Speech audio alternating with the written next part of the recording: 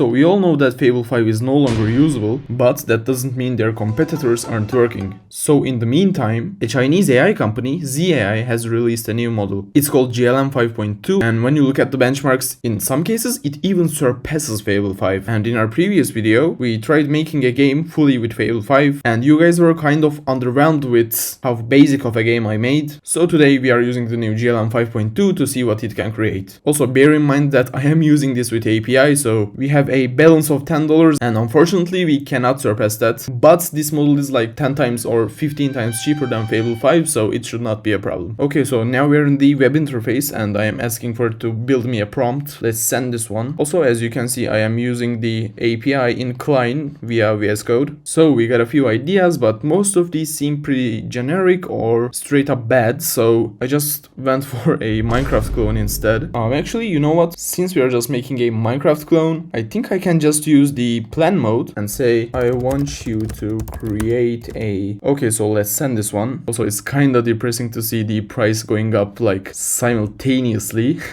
But it's worth it for the video, I guess. Okay, so we got the plan right here, and it used 35 cents just for the plan, so I'm a bit concerned about it, but I think my $10 will be just enough. Okay, so it proposed a lot of things, but I'm not gonna read them. So I just toggled it to act mode, and it just started doing stuff. This is my first time using Cline, so I wasn't sure how to exactly use it, but it just doesn't ask me anything, I guess. So I will just let it run, let it do its thing, and we will come back to see what it does. And as you can see, it has actually started to write some code, but I'll see you when this is done. So it is still thinking, and as you can see, it has spent $2, a little bit over $2 actually. And if we refresh this page, let's see how much dollars we have left.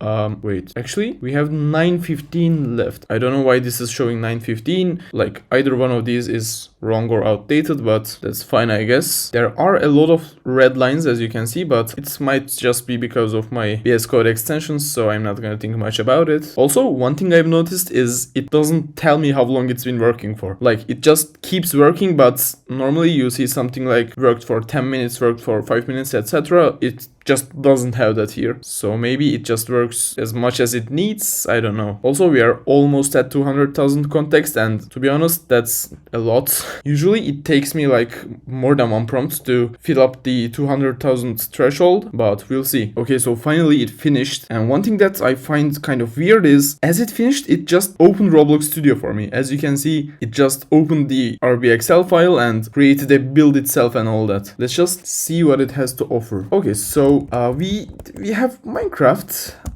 I would say the web versions are like much better than this. Also, wait, can I break blocks? Let's try to go 0. I don't think I can break blocks actually. I can place them. I can place blocks like this, but it's not exactly, yeah. So it gave us something, but it's not like a crazy good Minecraft clone that you see people make with web pages and stuff. We can switch between blocks. I think this is water. We can build, as you can see, but so it actually made a lot of things, but on the gameplay part, it's a bit lacking, I might say. I also want to check my pricing. Let it load for a second. So it has used around $3, and how much tokens has it used? Let's see. So it used 12 million tokens in total.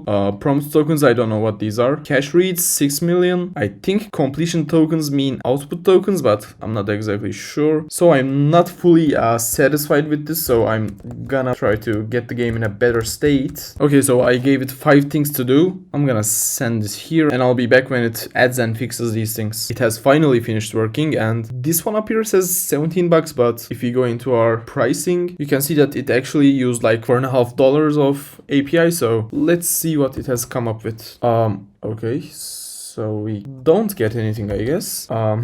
Let me ask for a fix. Okay, so I've been going back and forth with the AI for like a few prompts. As you can see, we are at $24. Let's see what it has cooked up. Okay, so wait, can we? Okay, we can move. The clouds are a bit too fast and they just go away, I think.